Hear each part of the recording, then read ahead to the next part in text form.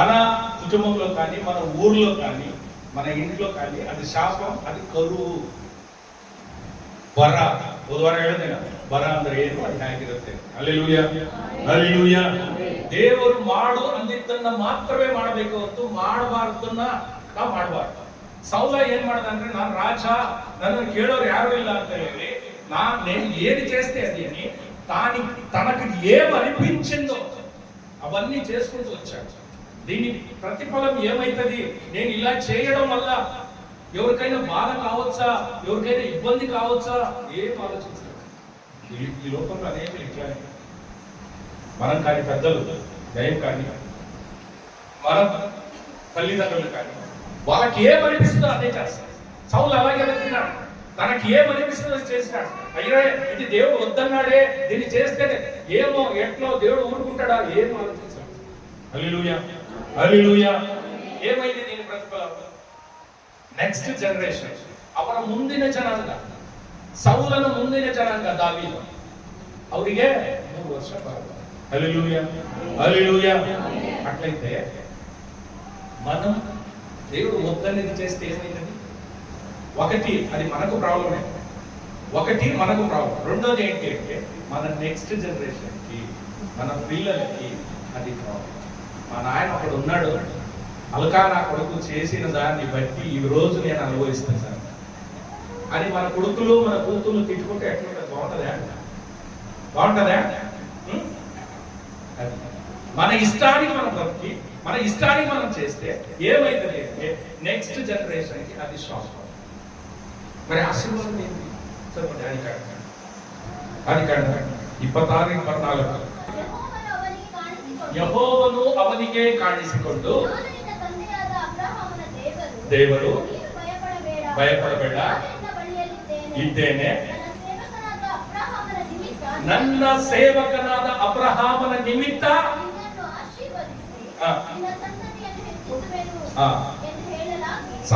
హల్లెలూయా, హల్లెలూయా.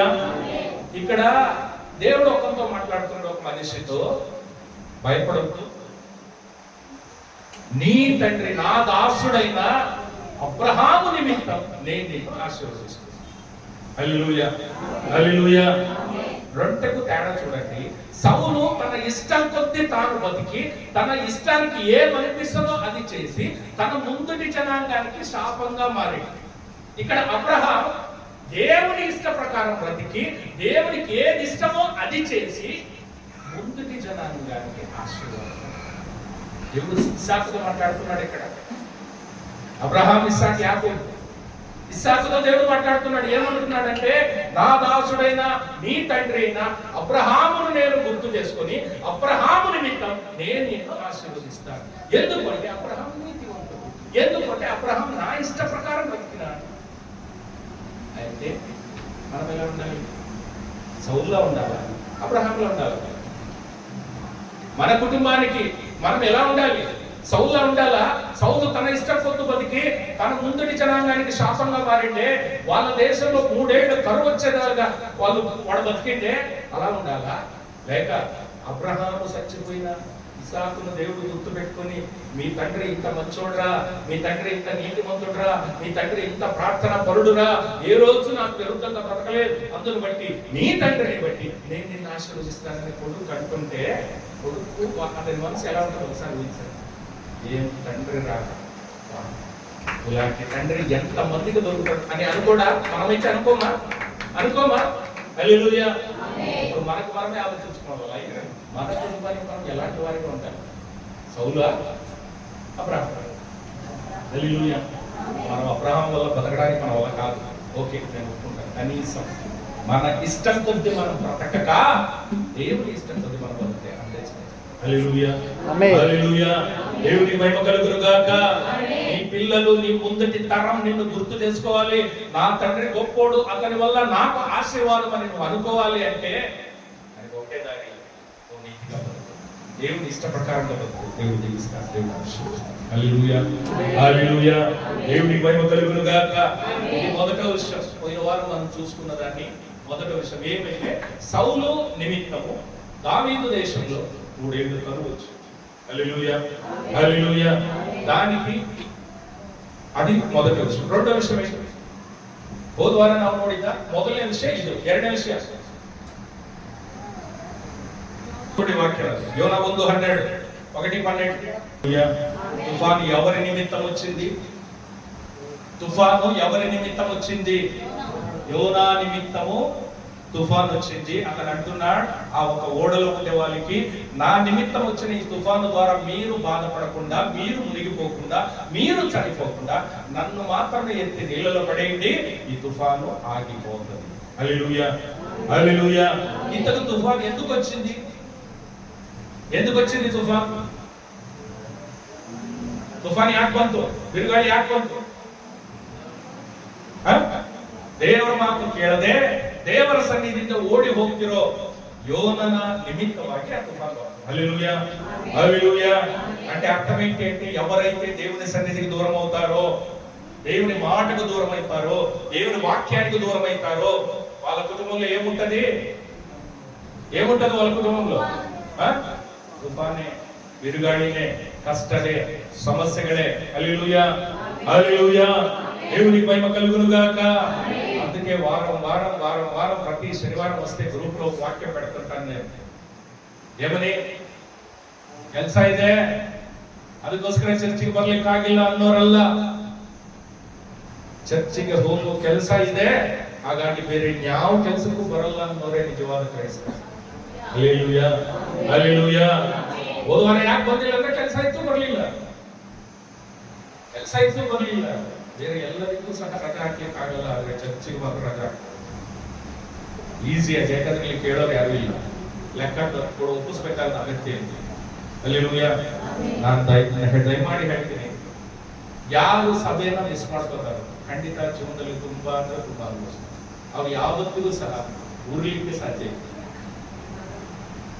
ಬೇಡಿ, ಅಗ್ನಿ, ಬೆಂಕಿ ಅವರಲ್ಲಿ ಯಾವತ್ತೂ ಇರ್ಲಿಕ್ಕೆ ಸಾಧ್ಯ. ಏನು ಬೆಂಕಿ ಅಂದ್ರೆ ಹೇಳ್ತೀನಿ. ಒಂದ್ಸಲ భక్త సింగ్ అనే గొప్ప సేవకుడు హైదరాబాద్ లో మూల స్థానంగా, ఇప్పుడు ఏసన్న ఎలాగైతే గుంటూరుని మూల స్థానంగా పెట్టుకొని వేరే అంత పక్కల సంఘాన్ని నిర్మించాడో అదే ప్రకారంగా భక్త సింగ్ హైదరాబాద్ లో మూలంగా పెట్టుకొని సేవ స్టార్ట్ చేసిన, మీరు నమ్ముతారో లేదో, వేల కొద్ది మంది ఆయన చర్చిలో ఉన్నారు. వేల సంఘాలు కట్టినాడు. మన గౌరీమిత్రుల్లో కూడా ఒక సంఘం ఉంది, మాస్టర్ బర్నబాస్ పోయేది, హెబ్రోన్ సహవాసం అంటారు. వాళ్ళదే సపరేట్, మనలా పాటలు పాడరు వాళ్ళు. ఏదో సంగీతం ఉంటుంది, మ్యూజిక్ గీజిక్ ఏముండవు, చెప్పట్లు ఉండవు, ఊరికి ఏదో పాడుకుంటారు, ఆ టైప్ సహవాసం. హల్లెలూయా. వేల సంఘం, వేల మంది ప్రజలు ఒక్కొక్క సంఘం. అలాంటి గొప్ప మనిషి భక్త సింగ్. కానీ ఆయన ప్రతి వారం ఒక్కటి గుర్తు పెట్టుకుంటున్నాడు, ఒకటి అబ్జర్వ్ చేస్తున్నాడు. ఏమైతే వాళ్ళ చర్చికి ఒక ఊరు నుంచి వచ్చేవాళ్ళు రావడం లేదు. హల్లెలూయా. ఒక ఊరు నుంచి వచ్చేవాళ్ళు ఆ వేల మందిలో కూడా ఆయన అబ్జర్వ్ చేస్తున్నాడు, ఆ ఊరిలో రావడం లేదు. ఒక వారం చూసిండు, 2 వారాలు, 3 వారాలు, 4 నెలలు గడిచిపోయింది, అవి రానేలేదు. ఈయనకే అనిపించింది, ఎప్పుడైనా ఒకసారి వీలు చూసుకోవచ్చు, విడువ పడకుండా ఒక ఊరికి పోయి అది చలికాలం. ఆ కాలంలో ఒక రోజు ఈ భక్త సింగ్ గారు ఒక సాయంత్రం కొంచెం టైం తీసుకొని, ఆయన వేల మందితో నిండిన సంఘం, వేల సంఘాలంటే ఫుల్ బిజీగా ఉంటారు. నేనే కొన్నిసార్లు చేతి చెప్పాను, 2 సంఘాలు పెట్టుకోండి, వేల సంఘాలు అంటే ఒకసారి ఊహించాను. అంత బిజీలో కూడా ఒకసారి ఫ్రీ చేసుకొని ఒక రోజు సాయంత్రం ఆయన పోయినాడు ఆ ఊరికి, ఆ పల్లెకి. ఆ ఊరు పల్లెకి పోతే సాయంత్రం ఒక 7-7:30 ఊరి జనం మొత్తం ఏం చేస్తున్నారంటే చలి తట్టుకోలేక చలిమంట కాసుకొని కూర్చోన్నారు అందరూ. హల్లెలూయా.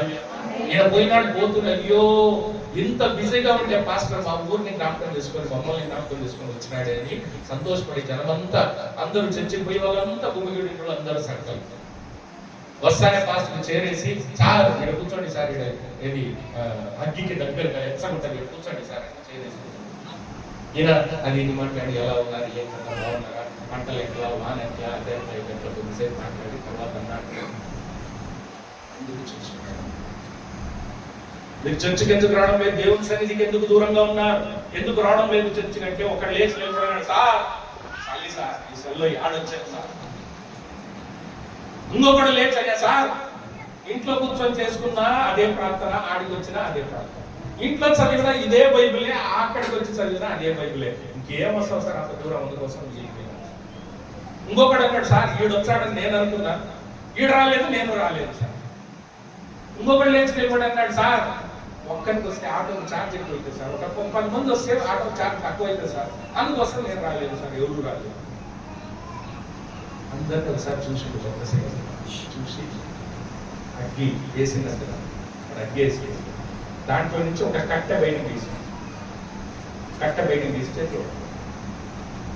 5 నిమిషాలు ఏం మాట్లాడలేదు, ఒక 5 నిమిషాలు ఏమి మాట్లాడలే. ఆ కట్టె బక్క మండుతుంటే ఒక కట్టె తీసి చేతిలో పట్టుకున్నాడు. కొద్దిసేపటికి ఏమైంది ఆ కట్టె? అడిగండి. ఆ పొయ్యి ఇంకా మండుతానే ఉంది, అది మండుతానే ఉంది. ఆ డేసింగ్కి ఇది మాత్రం ఆరిపోయింది. ఆరిపోయేది నేనేం తీసుకోలేదు, బగ మండుతున్నదాన్నే తీసుకున్నాను. ఎందుకు ఆరిపోయింది అంటే, సార్ బయటికి తీస్తే అగ్గిలో నుంచి ఎంత కట్ట బయటికి తీసినా అది ఆరిపోతుంది సార్ కదా. అదే నేను చెప్తాను. సంఘంగా దేవుడు కూడాలి అని ఎందుకు అన్నాడు అంటే, మీరందరూ కలిసి ఉంటే మండుతానే ఉంటారు. మీరు ఎప్పుడు దాని నుంచి బయటికి వస్తారో చల్లబడిపోతారు, ఆరిపోతారు. మీలో ఉండే ఆత్మ ఆరిపోతుంది. దేవుని మీద భక్తి రాదు, ప్రార్థన రాదు. మీరు ఒంటరిగా ఎంత ప్రార్థన చేసుకుందామని అనుకున్నా సైతాను ఊరుకోడు.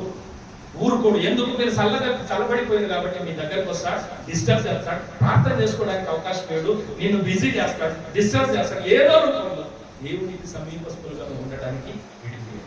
ఎప్పుడు అంటే అదే నువ్వు కలిసి ఉన్నావు, అగ్గిలోనే ఉన్నావు అనుకో, మండుతూనే ఉంటావు. బై ఛాన్స్ కొంచెం మంట చల్లారిపోయినా పక్కలో ఉండేది మళ్ళీ నిన్ను దానికుంటే వేడి, దానికుంటే అగ్గి నీకు తగిలించి ఇంకా మండేలాగా నేను చేస్తాను. కానీ ఏదే కారణానికి ఆరిపోవడానికి వెళ్ళిపోయేది. అది సంఘంలో ఉండే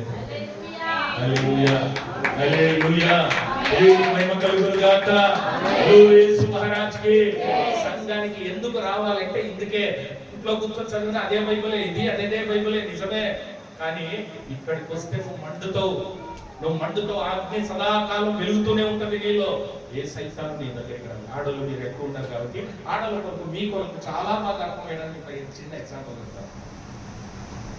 పొయ్యి మీద పాత్ర ఉంది, సింక్ లో కూడా పాత్ర ఉంది.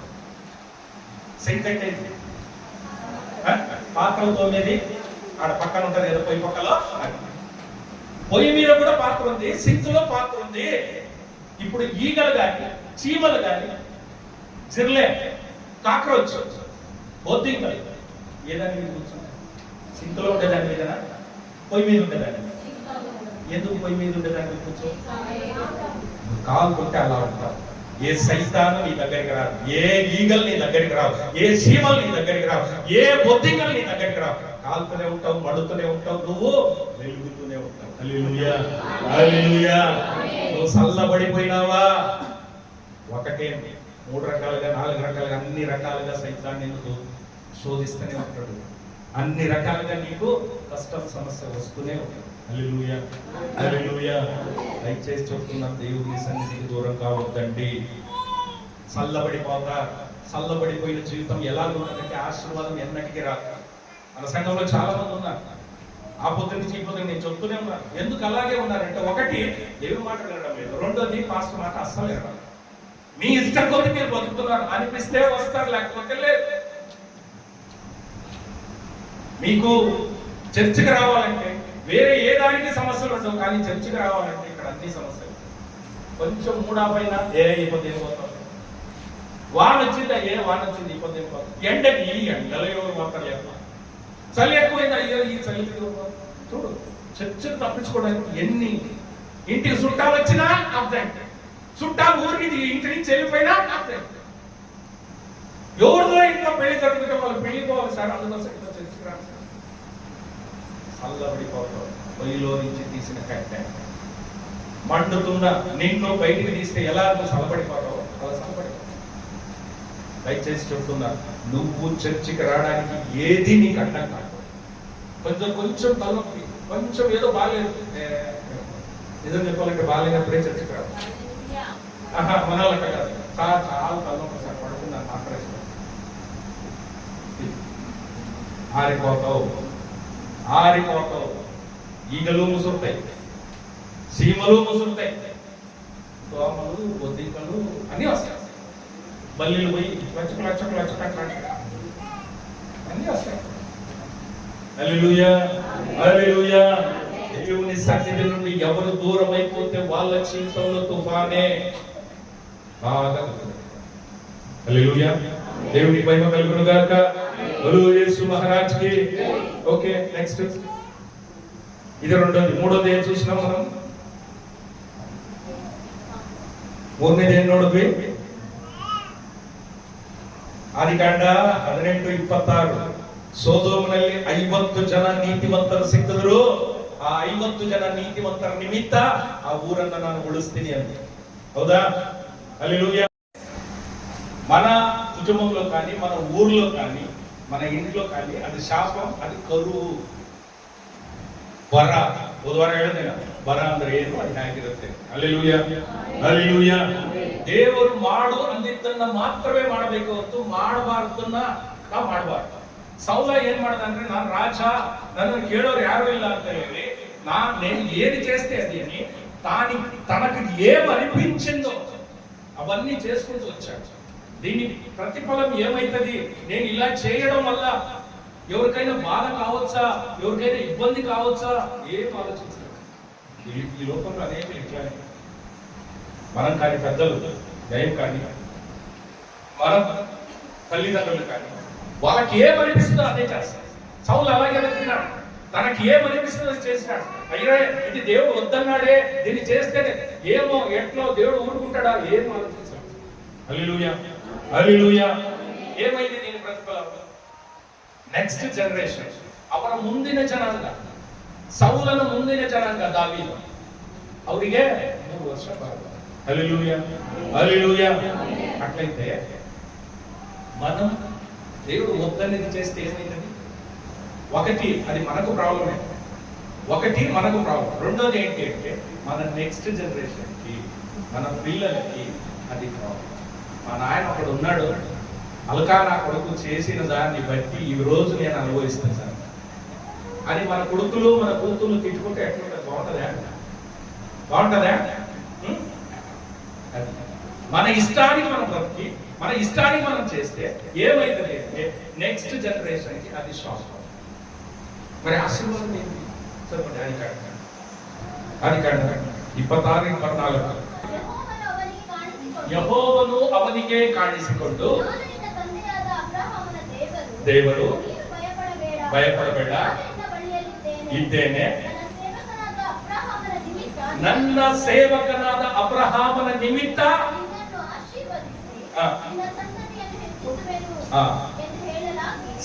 హల్లెలూయా, హల్లెలూయా. ఇక్కడ దేవుడు ఒకరితో మాట్లాడుతున్నాడు, ఒక మనిషితో. భయపడద్దు, నీ తండ్రి నా దాసుడైన అబ్రహాము నిమిత్తం నేను నిన్ను ఆశీర్వదిస్తాను. హల్లెలూయా, హల్లెలూయా. రెండుకు తేడా చూడండి. సౌలు తన ఇష్టం కొద్దీ తాను బతికి, తన ఇష్టానికి ఏమనిపిస్తుందో అది చేసి, తన ముందుటి జనాంగానికి శాపంగా మారాడు. ఇక్కడ అబ్రహాం దేవుని ఇష్ట ప్రకారం బ్రతికి, దేవునికి ఏది ఇష్టమో అది చేసి, ముందుటి జనాంగానికి ఆశీర్వాదం. దేవుడు ఇస్సాకుతో మాట్లాడుతున్నాడు ఇక్కడ. అబ్రహాం, ఇస్సాకు, యాకోబు. ఇస్సాకుతో దేవుడు మాట్లాడుతున్నాడు. ఏమంటున్నాడంటే, నా దాసుడైన నీ తండ్రి అయిన అబ్రహామును నేను గుర్తు చేసుకొని, అబ్రహాము నిమిత్తం నేను నిన్ను ఆశీర్వదిస్తాను. ఎందుకంటే అబ్రహాం నీతివంతుడు, ఎందుకంటే అబ్రహాం నా ఇష్ట ప్రకారం బతికినాడు. అయితే మనం ఎలా ఉండాలి? సౌలులా ఉండాలా, అబ్రహాంలో ఉండాలి? మన కుటుంబానికి మనం ఎలా ఉండాలి? సౌలులా ఉండాలా? సౌలు తన ఇష్టం కొద్దు బతికి, తన ముందుటి జనాంగానికి శాపంగా మారిండే, వాళ్ళ దేశంలో 3 ఏళ్ళు కరువు వచ్చేదాకా వాడు బతికిండే, అలా ఉండాలా? లేక అబ్రహాము చచ్చిపోయిన ఇస్సాకును దేవుడు గుర్తు పెట్టుకొని, మీ తండ్రి ఇంత మంచోడ్రా, మీ తండ్రి ఇంత నీతిమంతుడురా, మీ తండ్రి ఇంత ప్రార్థన పరుడురా, ఏ రోజు నాకు విరుద్ధంగా బ్రతకలేదు, అందును బట్టి నీ తండ్రిని బట్టి నేను నిన్ను ఆశీర్వదిస్తానని కొడుకు కట్టుకుంటే, కొడుకు అతని మనసు ఎలా ఉంటుందో ఒకసారి ఊహించండి. ఏం తండ్రి రా, ఇలాంటి తండ్రి ఎంత మందికి దొరుకుతాడు అని అనుకోడా? మనమైతే అనుకోమా? హల్లెలూయా. ఇప్పుడు మనకు మనమే ఆలోచించుకోవాలి, మన కుటుంబానికి మనం ఎలాంటి వారిగా ఉంటాం? సౌలా, అబ్రహాం. హల్లెలూయా. మనం అబ్రహాం వల్ల బతకడానికి మన వల్ల కాదు, ఓకే నేను ఒప్పుకుంటాను. కనీసం మన ఇష్టం కొద్ది మనం బ్రతకక దేవుని ఇష్టం కొద్ది మనం బతికే అంతే. హల్లెలూయా, హల్లెలూయా. దేవునికి మహిమ కలుగును గాక. నీ పిల్లలు, నీ ముందటి తరం నిన్ను గుర్తు చేసుకోవాలి. నా తండ్రి గొప్పోడు, అతని వల్ల నాకు ఆశీర్వాదం అని నువ్వు అనుకోవాలి అంటే అది ఒకే దారి. నీతిగా బతుకు, దేవుని ఇష్ట ప్రకారంగా బతుకు, దేవుడు దీవిస్తాడు, దేవుడు ఆశీర్వదిస్తాడు. హల్లెలూయా, హల్లెలూయా. దేవునికి మహిమ కలుగును గాక. ఇది మొదట విషయం. పోయిన వారం మనం చూసుకున్న దాన్ని మొదటి విషయం ఏమైతే సౌలు నిమిత్తము దావీదు దేశంలో 3 ఏళ్ళు కరువు వచ్చింది. హల్లెలూయా, హల్లెలూయా. దానికి అది మొదటి విషయం. రెండో విషయం ఏంటి? ಹೋದವಾರ ನಾವು ನೋಡಿದ ಮೊದಲನೇ ವಿಷಯ ಇದು. ಎರಡನೇ ವಿಷಯ ನೋಡಿ ವಾಕ್ಯ ಯೋನ 1:12 1:12. తుఫాను ఎవరి నిమిత్తం వచ్చింది? తుఫాను ఎవరి నిమిత్తం వచ్చింది? యోనా నిమిత్తము తుఫాను వచ్చింది. అతను అంటున్నాడు, ఆ ఒక ఓడలో ఉండే వాళ్ళకి, నా నిమిత్తం వచ్చిన ఈ తుఫాను ద్వారా మీరు బాధపడకుండా, మీరు మునిగిపోకుండా, మీరు చనిపోకుండా నన్ను మాత్రమే ఎత్తి నీళ్ళలో పడేయండి, ఈ తుఫాను ఆగిపోతుంది. హల్లెలూయా, హల్లెలూయా. ఇంతకు తుఫాను ఎందుకు వచ్చింది?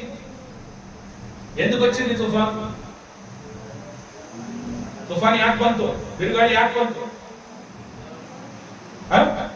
ದೇವರ ಮಾತು ಕೇಳದೆ ದೇವರ ಸನ್ನಿಧಿಯಿಂದ ಓಡಿ ಹೋಗ್ತಿರೋ ಯೋನನ నిమిత్తವಾಗಿ ఆ తుఫాను. హల్లెలూయా, హల్లెలూయా. అంటే అర్థం ఏంటి? ఎవరైతే దేవుని సన్నిధికి దూరం అవుతారో, దేవుని మాటకు దూరం అవుతారో, దేవుని వాక్యానికి దూరం అవుతారో, వాళ్ళ కుటుంబంలో ఏముంటది?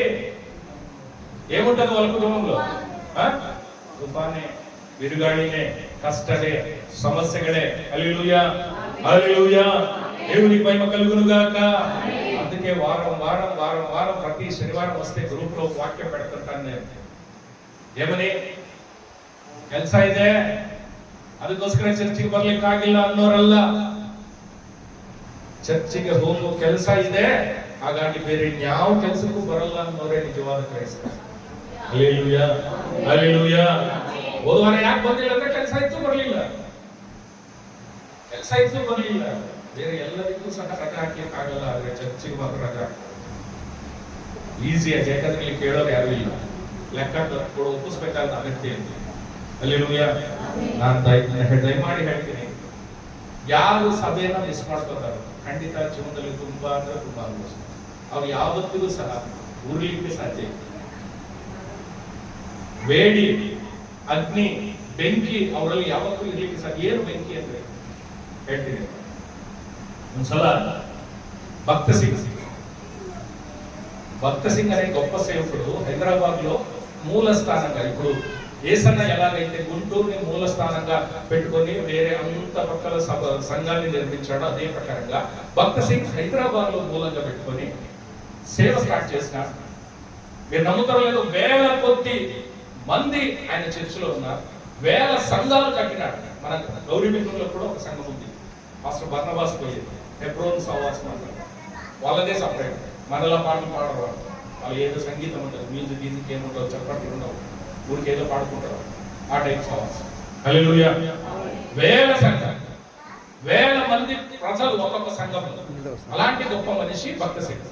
కానీ ఆయన ప్రతి వారం ఒక్కటి గుర్తు పెట్టుకుంటున్నాడు, ఒకటి అబ్జర్వ్ చేస్తున్నాడు. ఏమంటే వాళ్ళ చర్చికి ఒక ఊరు నుంచి వచ్చేవాళ్ళు రావడం లేదు. హల్లెలూయా. ఒక ఊరు నుంచి వచ్చేవాళ్ళు ఆ వేల మందిలో కూడా ఆయన అబ్జర్వ్ చేస్తున్నాడు, ఆ ఊరిలో రావడం లేదు. ఒక వారం చూసిండు, 2 వారాలు, 3 వారాలు, 4 నెలలు గడిచిపోయింది, రానే లేదు. ఈయనకే అనిపించింది, ఎప్పుడైనా ఒకసారి వీలు చూసుకొని విడువ పడకుండా ఒక ఊరికి పోయిపోయింది. అది చేయలేదు. చలికాలం, ఆ కాలంలో ఒక రోజు ఈ భక్త సింగ్ గారు ఒక సాయంత్రం కొంచెం టైం తీసుకొని, ఆయన వేల మందితో నిండిన సంఘం, వేల సంఘాలంటే ఫుల్ బిజీగా ఉంటారు. నేనే కొన్నిసార్లు చేతి తిప్పాను, 2 సంఘాలు పెట్టుకోండి, వేల సంఘాలు అంటే ఒకసారి ఊహించాను. అంత బిజీలో కూడా ఒకసారి ఫ్రీ చేసుకొని ఒక రోజు సాయంత్రం ఆయన పోయినాడు ఆ ఊరికి, ఆ పల్లెకి. ఆ ఊరికి పల్లెకి పోతే సాయంత్రం ఒక 7-7:30 ఆ సమయం. ఊరి జనం మొత్తం ఏం చేస్తున్నారంటే చలి తట్టుకోలేక చలిమంట కాసుకొని కూర్చోన్నారు అందరూ. హల్లెలూయా. ఈయన పోయినాడు, పోతున్నా, అయ్యో ఇంత బిజీగా ఉండే పాస్టర్ మా ఊరిని జ్ఞాపకం చేసుకొని మమ్మల్ని జ్ఞాపకం చేసుకొని వచ్చినాడే అని సంతోషపడి జనమంతా, అందరూ చర్చికి పోయే వాళ్ళంతా, భూమిగుడి అందరూ సర్కల్ వస్తానే పాస్టర్ చేరేసి, సార్ ఇక్కడ కూర్చోండి సార్, ఇక్కడ ఏది అగ్గికి దగ్గరగా ఎచ్చగుంటుంది, కూర్చోండి సార్ చేరేసి. ఈయన అది ఇది మాట్లాడి ఎలా ఉన్నారు, ఏం కదా, బాగున్నారా, పంటలు ఎట్లా, వాన ఎట్లా, అదే ఎట్లా కొద్దిసేపు మాట్లాడి తర్వాత అన్నాడు, ఎందుకు చూస్తున్నాడు, మీరు చర్చికి ఎందుకు రావడం లేదు, దేవుని సన్నిధికి ఎందుకు దూరంగా ఉన్నారు, ఎందుకు రావడం లేదు చర్చికి అంటే, ఒకడు లేచి నిలబడినాడు, సార్ మళ్ళీ సార్ ఈ సెల్లో ఆడొచ్చాను సార్. ఇంకొకడు లేచయ్యా, సార్ ఇంట్లో కూర్చొని చేసుకున్నా అదే ప్రార్థన, ఆడికి వచ్చినా అదే ప్రార్థన, ఇంట్లో చదివినా ఇదే బైబిలే, అక్కడికి వచ్చి చదివినా అదే బైబిలే, ఇంకేం వస్తావు సార్ అంత దూరం అందుకోసం. ఇంకొకడు అన్నాడు, సార్ ఈడు వచ్చాడని నేను అనుకున్నా, ఈడు రాలేదు, నేను రాలేదు సార్. ఇంకొకటి లేచి నిలబడి అన్నాడు, సార్ ఒక్కరికి వస్తే ఆటోకి ఛార్జ్ ఎక్కువ అవుతుంది సార్, ఒక 10 మంది వస్తే ఆటో ఛార్జ్ తక్కువ అవుతుంది సార్, అందుకోసం నేను రాలేదు సార్, ఎవరు రాలేదు. అందరినీ ఒకసారి చూసి చూసి అగ్గి వేసిందంట, అగ్గి వేసి దాంట్లో నుంచి ఒక కట్టె బయటకు తీసి చేతిలో 5 నిమిషాలు ఏం మాట్లాడలేదు, ఒక 5 నిమిషాలు ఏమి మాట్లాడలే. ఆ కట్టె బగ్గ మండుతుంటే ఒక కట్టె తీసి చేతిలో పట్టుకున్నాడు. కొద్దిసేపటికి ఏమైంది ఆ కట్టె అడిగింది, ఆ పొయ్యి ఇంకా మండుతానే ఉంది, అది మండుతానే ఉంది. ఆడేసింది, ఇది మాత్రం ఆరిపోయింది. ఆరిపోయేది నేనేం తీసుకోలేదు, బగ మండుతున్నదానే తీసుకున్నాను. ఎందుకు ఆరిపోయింది అంటే, సార్ బయటికి తీస్తే అగ్గిలో నుంచి ఎంతటి కట్ట బయటికి తీసినా అది ఆరిపోతుంది సార్ కదా. అదే నేను చెప్తాను, సంఘంగా దేవుడు కూడాలి అని ఎందుకు అన్నాడు అంటే, మీరందరూ కలిసి ఉంటే మండుతానే ఉంటారు. మీరు ఎప్పుడు దాని నుంచి బయటికి వస్తారో చల్లబడిపోతారు, ఆరిపోతారు. మీలో ఉండే ఆత్మ ఆరిపోతుంది, దేవుని మీద భక్తి రాదు, ప్రార్థన రాదు. మీరు ఒంటరిగా ఎంత ప్రార్థన చేసుకుందామని అనుకున్న సైతాను ఊరుకోడు. ఎందుకు, మీరు చల్లబడిపోయింది కాబట్టి మీ దగ్గరకు వస్తాడు, డిస్టర్బ్ చేస్తాడు, ప్రార్థన చేసుకోవడానికి అవకాశం లేడు, నేను బిజీ చేస్తాడు, డిస్టర్బ్ చేస్తాడు, ఏదో రూపంలో దేవునికి సమీపస్తులుగా ఉండటానికి ఎప్పుడు అంటే అదే నువ్వు కలిసి ఉన్నావు, అగ్గిలోనే ఉన్నావు అనుకో, మండుతూనే ఉంటావు. బై ఛాన్స్ కొంచెం మంట చల్లారిపోయినా పక్కలో ఉండేది మళ్ళీ నిన్ను దానికుంటే వేడి, దానికుంటే అగ్గి నీకు తగిలించి ఇంకా మండేలాగా నేను చేస్తాను. కానీ ఏదే కారణానికి ఆరిపోవడానికి అది సంఘంలో ఉండే. హల్లెలూయా, హల్లెలూయా, దేవుని మహిమ కలుగును గాక. యేసు మహారాజ్కి. సంఘానికి ఎందుకు రావాలంటే ఇందుకే. ఇంట్లో కూర్చొని చదివిన అదే బైబిలే, ఇది అదే బైబిలే, నిజమే. కానీ ఇక్కడికి వస్తే నువ్వు మండుతో అగ్ని సదాకాలం వెలుగుతూనే ఉంటది నీలో. ఏ సైతాను నీ దగ్గరికి రాదు. ఆడలు మీరు ఎక్కువ ఉన్నారు కాబట్టి ఆడల కొరకు మీ కొరకు చాలా బాగా అర్థమయ్యడానికి చిన్న ఎగ్జాంపుల్ చెప్తాను. పొయ్యి మీద పాత్ర ఉంది, సింక్ లో కూడా పాత్ర ఉంది. సింక్ అంటే పాత్రలతో మీద ఆడ పక్కన ఉంటది ఏదో పొయ్యి పక్కలో. పొయ్యి మీద కూడా పాత్ర ఉంది, సింక్ లో పాత్ర ఉంది. ఇప్పుడు ఈగలు గాని, చీమలు గాని, జిర్లే, కాక్రోచ్, బొద్దింకలు ఏదాని మీద కూర్చున్నాయి? సింక్ లో ఉండేదాని మీదనా, పొయ్యి మీద ఉండేదాన్ని? ఎందుకు పొయ్యి మీద ఉండేదాన్ని కూర్చో? కాలు కొట్టే అలా ఉంటావు. ఏ సైతాను నీ దగ్గరికి రాదు, ఏ ఈగలు నీ దగ్గరికి రావు, ఏ చీమలు నీ దగ్గరికి రావు, ఏ బొద్దింకలు నీ దగ్గరికి రావు. కాలుతూనే ఉంటావు, మండుతూనే ఉంటావు, నువ్వు వెలుగుతూనే ఉంటావు. హల్లెలూయా, హల్లెలూయా. నువ్వు చల్లబడిపోయినావా? ఒకటే 3 రకాలుగా 4 రకాలుగా అన్ని రకాలుగా సైతాన్ని నీకు శోధిస్తూనే ఉంటాడు. అన్ని రకాలుగా నీకు కష్టం సమస్య వస్తూనే ఉంటాడు. హల్లెలూయా, హల్లెలూయా. దయచేసి చెప్తున్నాను, దేవుని సన్నిధికి దూరం కావద్దండి. చల్లబడిపోయిన జీవితం ఎలా ఉంటుందంటే ఆశీర్వాదం ఎన్నటికీ రాదు. మన సంఘంలో చాలా మంది ఉన్నారు, ఆ పొద్దు నుంచి ఈ పొద్దు నేను చెప్తూనే ఉన్నాను. ఎందుకు అలాగే ఉన్నారంటే, ఒకటి దేవుని మాట వినడం లేదు, రెండోది పాస్టర్ మాట అస్సలు వినడం. మీ ఇష్టం కొద్ది మీరు బతుకుతున్నారు, అనిపిస్తే వస్తారు, లేకపోతే లేదు.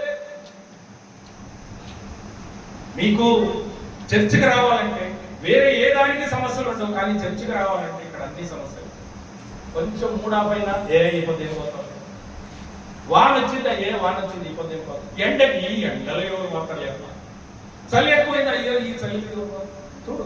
చర్చలు తప్పించుకోవడానికి ఎన్ని ఇంటికి చుట్టాలు వచ్చినా అబ్జెక్ట్, చుట్టాలు ఊరికి ఇంటి నుంచి వెళ్ళిపోయినా అబ్జెక్ట్. ఎవరిదో ఇంట్లో పెళ్లి జరుగుతుంటే వాళ్ళు పెళ్లి పోవాలి సార్, అందుకోసం ఇంట్లో చర్చకి రా. చల్లబడిపోతాం, పొయ్యిలో నుంచి తీసిన కట్టె మండుతున్న నిన్ను బయటికి తీస్తే ఎలా నువ్వు చల్లబడిపోతావు అలా చల్లబడిపోతావు. దయచేసి చెప్తున్నా, నువ్వు చర్చికి రావడానికి ఏది నీకు అడ్డం కాదు. కొంచెం తలనొప్పి, కొంచెం ఏదో బాగాలేదు, నిజం చెప్పాలంటే బాగాలేనప్పుడే చర్చికి రావు. మనలక కాదు, చాలా తలనొప్పి సార్, పడుకున్నాను ఆపరేషన్, ఆరిపోతావు. ఈగలు ముసురుతాయి, సీమలు ముసురుతాయి, దోమలు బొద్దింకలు అన్నీ వస్తాయి, బల్లీలు పోయి లచ్చకు అన్నీ వస్తాయి. హల్లెలూయా, హల్లెలూయా. దేవుని సన్నిధి నుండి ఎవరు దూరం అయిపోతే వాళ్ళ జీవితంలో తుఫానే బాగా. హల్లెలూయా, దేవుని మహిమ కలుగును గాక. బోలో యేసు మహారాజ్ కి. ఓకే, నెక్స్ట్ ఇది రెండోది. మూడోది ఏం చూసినాం మనం? ಮೂರನೇದು ಏನ್ ನೋಡಿದ್ವಿ? ಆದಿಕಾಂಡ 18:26. ಸೋದೋಮನಲ್ಲಿ 50 ಜನ ನೀತಿವಂತರು ಸಿಕ್ಕಿದ್ರು. ಆ 50 ಜನ ನೀತಿವಂತರ ನಿಮಿತ್ತ ಆ ಊರನ್ನ ನಾನು ಉಳಿಸ್ತೀನಿ ಅಂತ. ಹೌದಾ? ಹಲ್ಲೆಲೂಯಾ.